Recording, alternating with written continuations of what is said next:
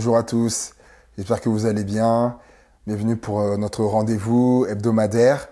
Et pour cette semaine, la pensée que j'ai eue à cœur concerne nos yeux. Et le titre, c'est « Quand Dieu ouvre nos yeux ». On va voir ensemble 3 passages où Dieu est intervenu et a ouvert les yeux. 3 contextes, 3 situations différentes, mais qui peuvent clairement nous parler pour nous aujourd'hui. La première situation, elle est bien connue, c'est celle de Balaam, du prophète Balaam et de son ânesse. On lit ça dans Nombres chapitre 22, verset 22. Pour ceux qui recherchent, je vais rapidement redonner le contexte où donc Balaam est en route parce qu'il a été donc appelé par Balak, le roi, pour maudire Israël. Et c'est la 2e fois qu'il l'a appelé, et là Balaam est en route. Et le texte nous dit, verset 22, « La colère de Dieu s'enflamma parce qu'il était parti », donc en parlant de Balaam. « Alors l'ange de l'Éternel se plaça sur le chemin pour lui résister. Balaam était monté sur son ânesse, et ses 2 serviteurs étaient avec lui. L'ânesse vit l'ange de l'Éternel qui se tenait sur le chemin, son épée dégainée à la main. Elle s'écarta du chemin et partit dans les champs. Balaam frappa l'ânesse pour la ramener dans le chemin. L'ange de l'Éternel se posta sur un sentier entre les vignes, bordé d'un mur de chaque côté. L'ânesse vit l'ange de l'Éternel, elle se serra contre le mur et pressa ainsi le pied de Balaam contre le mur. Balaam frappa de nouveau. L'ange de l'Éternel passa plus loin et se posta à un endroit où il n'y avait aucun espace pour s'écarter à droite ou à gauche. L'ânesse vit l'ange de l'Éternel et elle s'affaissa sous Balaam. La colère de Balaam s'enflamma et il frappa l'ânesse avec un bâton. L'Éternel fit parler l'ânesse et elle dit à Balaam, « Que t'ai-je fait pour que tu m'aies frappé déjà 3 fois ?» Alors ça, c'est déjà pas mal. Balaam répondit à l'ânesse, comme si de rien n'était. Il répond à son ânesse, « C'est parce que tu t'es moqué de moi. Si j'avais une épée dans ta main, je te tuerais sur le champ. » L'ânesse dit à Balaam, discussion entre l'ânesse et le prophète. Si on était passé à ce moment-là, on aurait vu le gars parler à l'ânesse, on aurait dit, le gars, il y a peut-être un souci là. L'ânesse dit à Balaam, ne suis-je pas ton ânesse que tu as monté depuis toujours jusqu'à aujourd'hui? Ai-je l'habitude d'agir ainsi envers toi? Non, répondit-il. L'Éternel ouvrit les yeux de Balaam, et Balaam vit l'ange de l'Éternel qui se tenait sur le chemin, son épée dégainée à la main. Il s'inclina alors et se prosterna le visage contre terre. L'ange de l'Éternel lui dit, « Pourquoi as-tu frappé ton ânesse déjà 3 fois? Je suis sorti pour te résister, car tu empruntes une voie dangereuse à mes yeux. » Ça, ce qui est très intéressant. Face à l'ange du Seigneur, on voit que l'ânesse, donc, elle le voit, et face à lui, elle veut l'éviter, et l'ânesse va avoir 3 réactions. Première réaction, elle va d'abord couper à travers champ, lorsqu'elle va le voir pour la première fois, l'ange de l'Éternel avec son épée. Deuxième réaction, donc où l'ange de l'Éternel est placé sur le chemin de vigne, et il y a 2 murs, et l'ânesse, pour l'éviter, donc va venir se coller, s'appuyer sur un des murs, et donc le pied de Balaam va être serré, pressé contre le mur, et il va encore la frapper. Et donc là, l'ange de l'Éternel va se rendre à un autre endroit où il n'y avait pas la place pour passer. Et là, l'ânesse, du coup, va s'affaisser et va s'asseoir. Parce que elle le voit, mais Balaam, lui, ne le voit pas.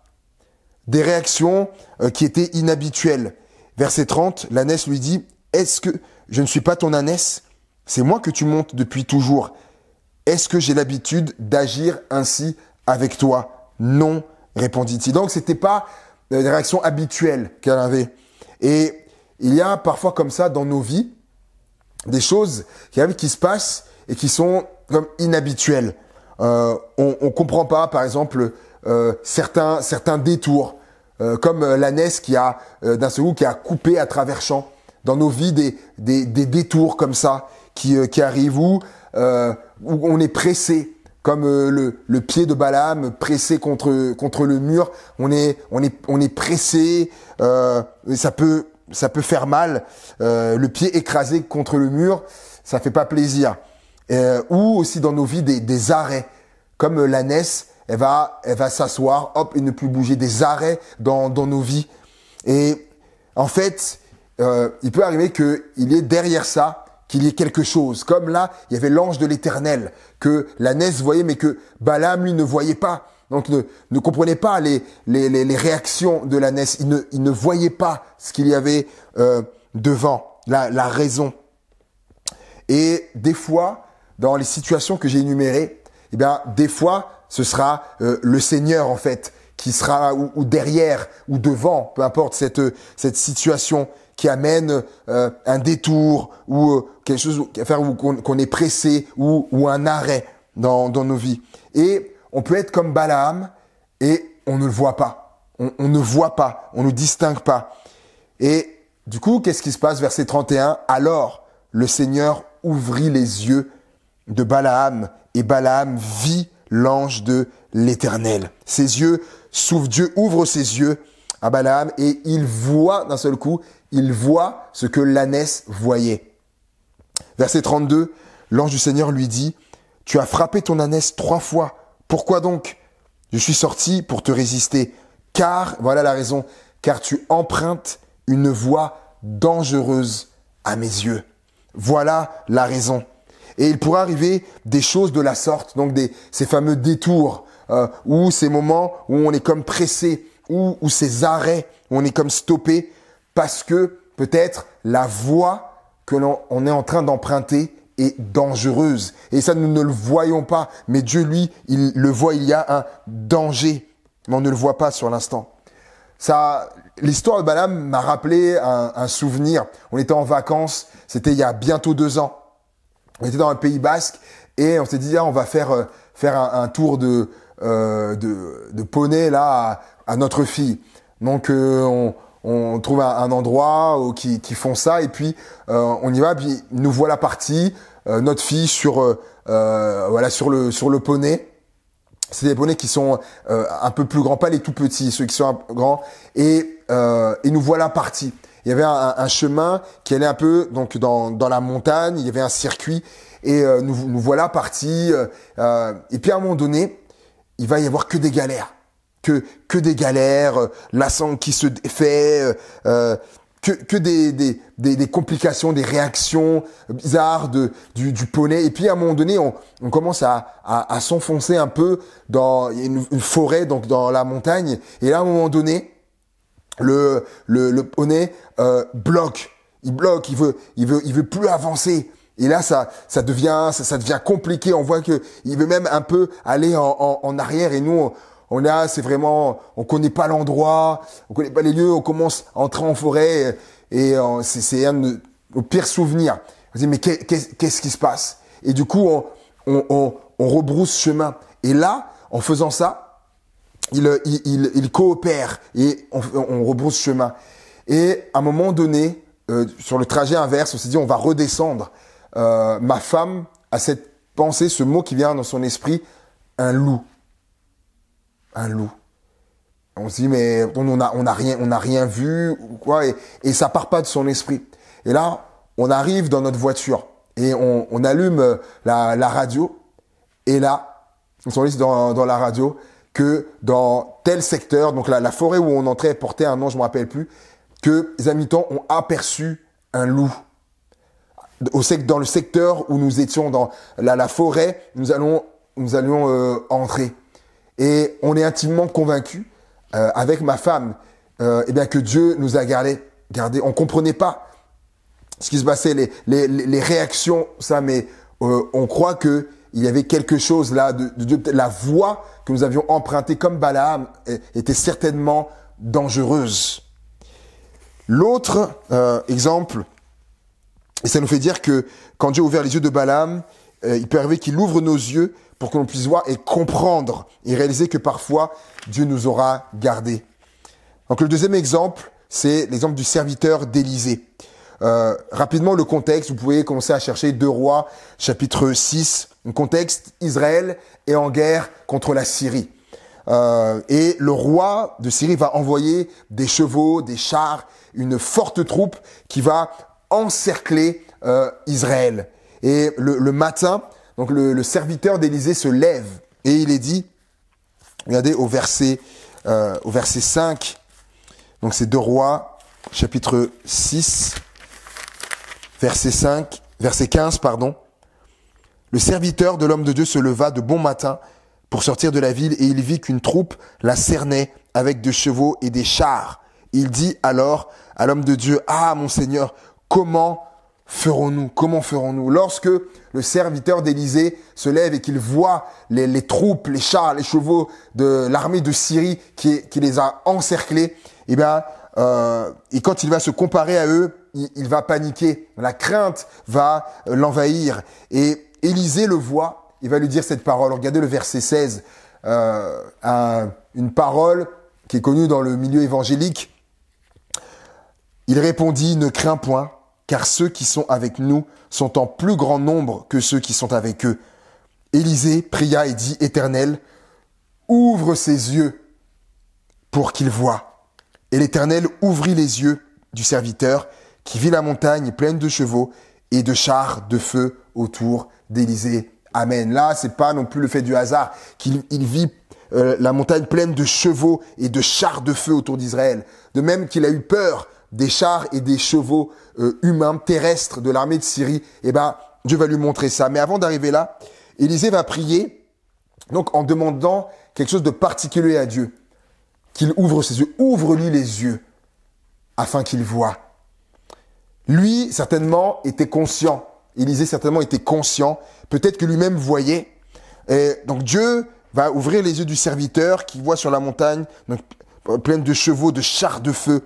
Et donc ce jour-là, les yeux de ce serviteur se sont ouverts, en fait, sur une réalité d'en haut. Et cette réalité, c'est que nous ne sommes pas seuls dans nos batailles. Tu n'es pas seul dans ta bataille. Non, nous sommes plus que bien entourés. Et ça, c'est quelque chose qu'il faut avoir conscience. Et donc, ses yeux se sont ouverts sur ça. Vous savez, un jour, Dieu m'a ouvert les yeux au travers d'un passage pareil sur une réalité d'en haut. Et c'est que la vraie bataille, elle n'est pas visible. La vraie bataille, elle est invisible. Et il y a des choses qu'on ne saisit pas toujours, mais en fait, qui se passent là-haut. Et on lit ensemble dans Daniel chapitre 10, regardez avec moi ce passage où Dieu m'a ouvert les yeux. Daniel chapitre 10, versets 11 à 13. Daniel chapitre 10, versets 11 à 13. Puis l'homme m'a dit, Daniel, homme considéré comme précieux, sois attentif aux paroles que je vais te dire et tiens-toi debout là où tu es. En effet, j'ai été maintenant envoyé vers toi. Lorsqu'il m'a dit cela, je me suis tenu debout tout tremblant. Il m'a dit, Daniel, n'aie pas peur car dès le premier jour où tu as eu à cœur de comprendre et de t'humilier devant ton Dieu, tes paroles ont été entendues. Et c'est à cause d'elles que je suis venu. Le chef du royaume de Perse m'a résisté 21 jours. Mais Michel, l'un des principaux chefs, donc l'archange Michel, est venu à mon aide. Et je suis resté là, près des rois de Perse. Qu'est-ce qu'il faut comprendre, c'est que à un moment donné, donc Daniel avait donc émis des prières, avait prié. Et là, Dieu va lui ouvrir les yeux sur une réalité d'en haut. En fait, ça veut dire que si l'exaucement a tardé, n'est pas venu tout de suite, et là, cet ange qui est là va lui dire, j'ai été envoyé vers toi. Mais voilà, le chef du royaume de Perse m'a résisté 21 jours. C'est Paul qui dit que on n'a pas à lutter contre la chair, mais contre les esprits méchants, les esprits mauvais, les dominations, les principautés.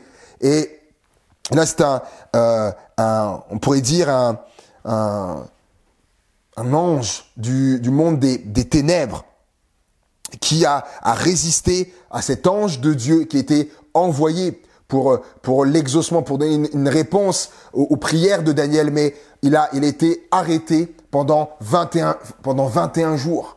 21 jours pour que la réponse ne vienne pas, pour que l'exaucement ne vienne pas. Et il a fallu que l'archange Michel vienne à mon aide et qu'on combatte. Et alors, il dit, j'ai pu venir vers toi. Et le jour où mes yeux se sont ouverts, cette réalité d'en haut, que parfois il y a des prières qui tardent à venir parce qu'elles ont été bloquées par le monde des ténèbres. Et là, que parfois Dieu envoie du secours, de l'aide pour que après l'exaucement, la réponse puisse nous venir. Peut-être que ça va ouvrir les yeux à quelqu'un qui va entendre cette capsule-là. Quand nos yeux s'ouvrent et qu'on réalise que l'armée qui est avec nous est bien plus puissante que celle de notre ennemi.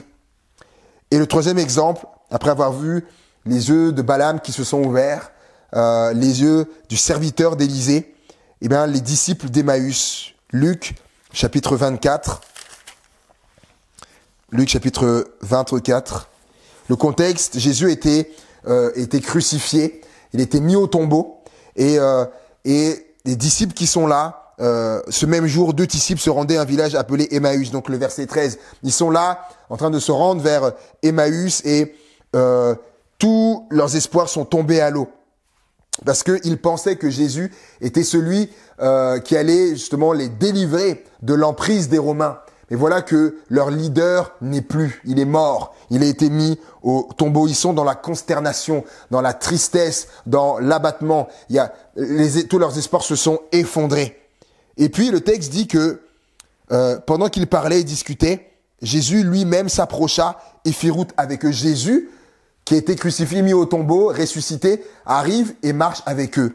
Et regardez le verset 16, « Mais leurs yeux étaient empêchés de le reconnaître. » C'est Jésus qui arrive, qui fait route avec eux, qui est à côté d'eux, mais ils ne le reconnaissent pas. Leurs yeux étaient empêchés de le reconnaître. Et vous savez, c'est pas si étrange que ça. Parce que c'est ce qui peut se passer dans nos vies. Lorsque on vit des choses comme eux-mêmes ont vécu avec un désarroi comme ça, eh ben, il peut arriver que on ne reconnaisse pas Jésus, qu'on ne le voit pas, parce que ce qu'on traverse nous rend aveugles quelque part. Et pourtant, Jésus est à nos côtés, il ne cesse d'être à nos côtés. Et quand c'est comme ça, on a besoin que nos yeux s'ouvrent, très clairement.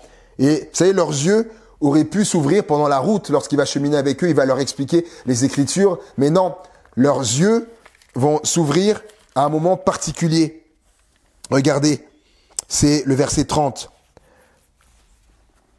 Donc ils vont leur demander d'entrer avec lui, de rester avec eux dans cette maison. Alors il entra pour rester avec eux. Verset 30, pendant qu'il était à table avec eux, il prit le pain, et après avoir prononcé la prière de bénédiction, rendu grâce, il le rompit et le leur donna. Verset 31, alors leurs yeux s'ouvrirent, et ils le reconnurent, mais il disparut devant eux.